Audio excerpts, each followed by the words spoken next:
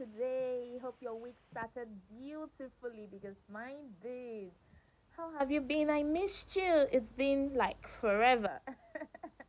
Anyway, welcome again to the Genius Kids Show. This is the Genius Kids Show on Radio Maria 91.3 FM.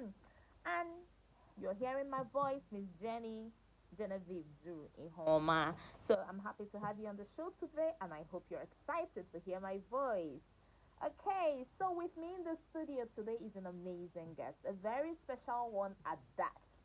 And I have the privilege, the honor of hosting an activist, an educator, an author, and all things beautiful with me here in the studio. Don't worry, you'll get to meet her in a bit. But let's quickly introduce our topic for today. Okay, today on the Genius Kids Show, as you already know, the Genius Kids Show is the show where we discover ways to ignite the genius in your child because on this show we believe that every child has a genius in him or her. Who is a genius, you may ask me? I would say a genius is that child who is able to attain his fullest potentials and impact the world in a spectacular way. So it's not just about getting from the world, but giving back to the society, impacting your world, making things better around you. So that's the child that we call a genius child. So today we shall be looking at a very unique aspect of being a genius child. How can our children become more relevant to the society?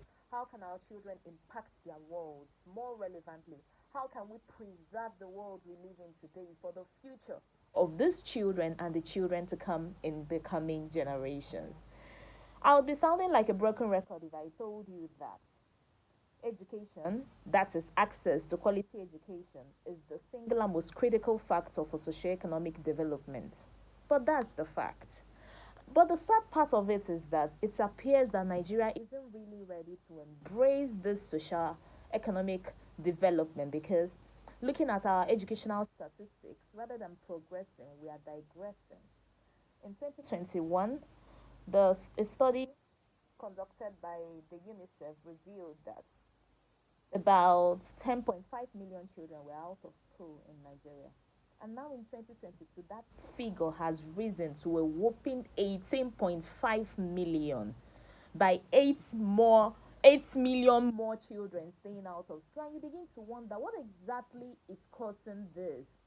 Today we shall be looking at one of the factors that's contributing to making children stay out of school, and then how we can all come together from wherever we stand, from the position of a school, from the position of government, from the position of a parent, from the position of a child, to put our hands together and fight this thing that wants to snatch away our gleam of hope in Nigeria. We really need to take things by the horn. We need to take the bulls by the horn and fight for ourselves this once, because if we do not do anything, we may not have anything to pass on to the coming generation. And what exactly are we talking about? We are talking about nothing other than the climate. So today we shall be talking climate change, its impact on the child, what we can do for the child, and what we can do with the child in order to preserve the special gifts that has been handed over to us for the coming generations. Okay? And with me to discuss this very important topic in the studio today is no other person other than Miss Adeze Nwadike. She is an author, an educator, and an activist. I'm going to let her introduce herself to you more fully. Hi, Adeze. Hi, Jenny. How are you doing? I'm great. So good to have you on the show. I'm most excited to be here. Thanks for honoring this invitation despite the short notice. Thank you so much for making yourself available. We see the great works you're doing, and we just want to applaud you for all you're doing, the contributions you're making to making the world a better place, a safer place for us all. Keep it up. And today I'm hoping that our listeners get to enjoy and benefit from your wealth of experience and knowledge.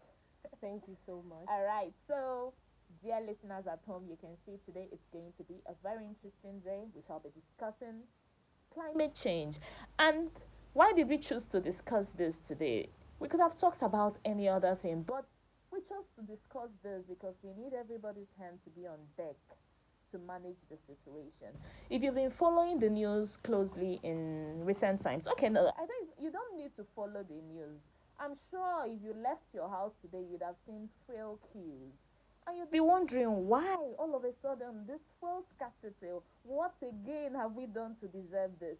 And then when you inquire, they will tell you that the roads are flooded, the tankers can't come. And you're like, roads are flooded, local roads are flooded. What caused this? Climate change.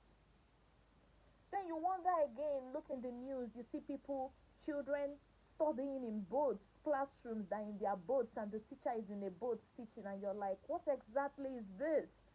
Is that a conducive environment for a child to learn? What impact is it having on this child? And then some wouldn't even be able to risk that. Because of this, a lot of children are forced to be out of school. So it is something that we are living in. It's something we are seeing.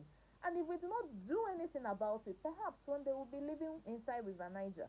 Perhaps one day, God forbid that it should get there, but that is why we are making this advocacy today. That is why we are here discussing climate change today, and then how you, listening to us, can play your own part in managing the situation and making the world a safer place for us all to live. So we will go right deep into discussing what climate change is, how climate change affects a child's education and ability to learn, whether it's possible to even involve children in this fight, and how we can involve children, the limits of children's involvement, and then what you as a parent, a teacher, the government, wherever you stand, what you can do to make things better for ourselves and the coming generations. If this looks like something that would excite you, then you should stay tuned because we'll be right back. As that song played, I just hope that someday we'll still have stars in our skies. With the way things are just changing, please. We need to come out at night, look up and still see stars, and be able to sing. And this is the beautiful world that we have. Let's not destroy it. So today, still on climate change. Like I said, I have Adeze here with me. So Adeze, we want to understand. We do not know what it means. What is climate change? Bring it down to our level and the level of all the children listening. All right, thank you so much, Jenny. Okay? Climate change is basically any long-term shift in weather patterns. Mm-hmm. So let's say we used to have a very cool weather, and then within a period of time we observed that the weather is beginning to get really hot. Yes. Then it means the climate has actually changed.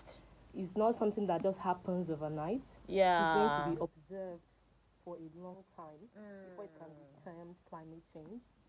Yeah. Climate change is actually, both natural and man-made.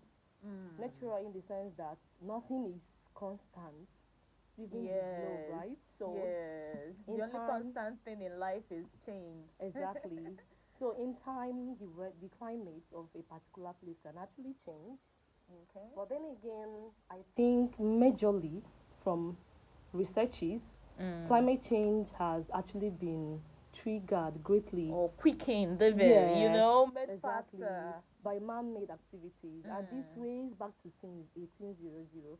Ooh. So with the onset of globalization, industrialization, a lot of things happening, to make the world actually quite livable for man, to adapt to the flow of things. All these activities have actually caused climate change. Yeah. And, this would include things like finding ways to generate power, to generate electricity, Yes. finding ways to be able to travel, transportation. Yeah. And all these things, trigger the use of fossil fuels. They generate greenhouse gas, they emit greenhouse gas, and before you know it, the climate begins to deteriorate. We also have things like, deforestation, cutting down of trees, with no one remembering to plant new ones. But we need to live now. We need to build houses. Yes, we have to build houses, but while building houses, we have to recognize that the trees we are cutting down to build our houses with, some people planted them. Yes. So if you're going to cut down a tree to build a house or do whatever you have to do, then you have to plant 2 or even 3 more, because trees do not, sometimes they don't just magically, appear. Yeah. People have to consciously plant trees sometimes. Yeah. So, and things like, great consumption, consuming things without minding. And most of these things come in packages like plastics, things that are not biodegradable. And, when people keep on patronizing these markets without considering the consequences it has on the on our planet, you see that in long term, the climate begins to change. For instance, the use of plastics.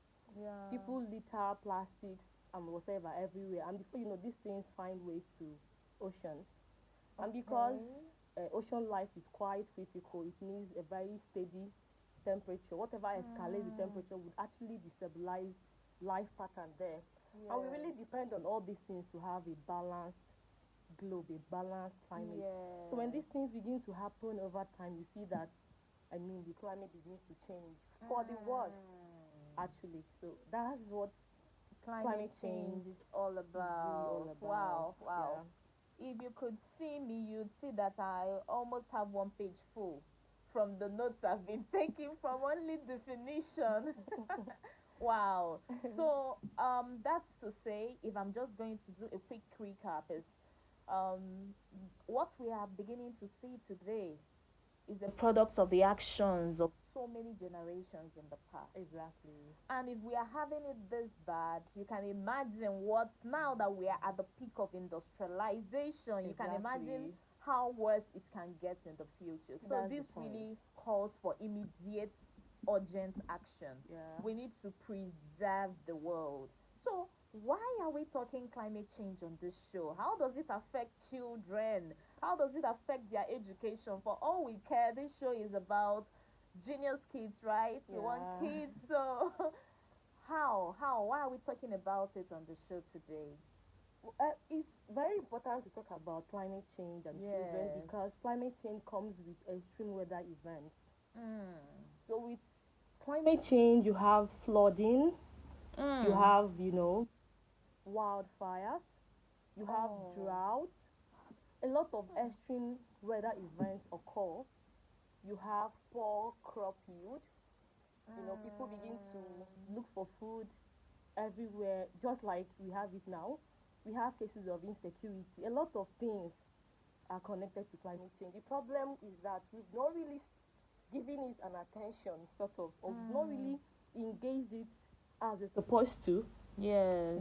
That's the reason why a lot of people would wonder why climate change and children. But if you really understand the consequences and the effects of climate change on us and then on the education of the child, then you will understand that this is a very, very important topic. Let me give an instance with the... Recently, if everybody who is in Nigeria knows that flooding has taken over major cities. Just like you said at the intro, we have Lokoja, we have Anambra, we have some Delta State, Lagos too. Yes, Bayelsa, even some parts of Abuja. This flooding thing this year, I think Nigeria has experienced her worst in the past decade, right? So when you talk about a city that is flooded, you know that a lot of things will be shut down. Yes. For instance, children won't be able to go to school. Yes. And of course, you see in the news that over 300 persons have died due to the flooding. Oh my God. Exactly. And these are parents. These could also be children. Yeah. These are people who are relatives. Rendering some children orphans. Exactly. So when a child finds herself in such situation, I doubt that learning is going to take place. And I know that children in such communities at the moment are going through climate anxiety. What's that? What's climate anxiety? Climate anxiety is the pressure that comes from knowing that, okay, the world is changing. Yeah. The world is For instance, having experienced last year's rainy season, and then this year came about, a lot of people got very anxious. We don't know what this is going to look like this year. We don't know how big the floods will get. We don't know where we'll get our food. So it just puts unnecessary pressure and anxiety in everybody, and for the kids, because it's difficult for them to actually manage their emotions or even name their emotions, is quite extreme and worse for a child. And another thing is, studies have actually shown that a lot of children die as a result of air pollution. The things they inhale, fumes, that come from the use of fossil fuel, transportation. I mean, we're going to ask, are we not going to transport again? But but the use of fossil fuels and whatever. When I think it was by UNICEF last year, and they said a lot of children in the global south have lungs and heart issues, which they can hardly survive. And these things are mostly caused by pollution. So if a child is sick because of air pollution and all of that, how can a sick child do well in school? They will either be in and out of the hospital, and at worst cases they die. And learning is actually not for that person anymore. And we talk about insecurity again. You see, this insecurity in Nigeria has been linked greatly to climate change. The herders, farmers crisis happened because of desert encroachment. So we no longer have fertile grasses where animals can graze. So you see these herders trying to, because they are desperate to find things for their flock to eat, you won't blame them. They take them into farms. And it begins to cause so much problems between them and farmers. And farmers from their own end are lamenting because they have low crop yield.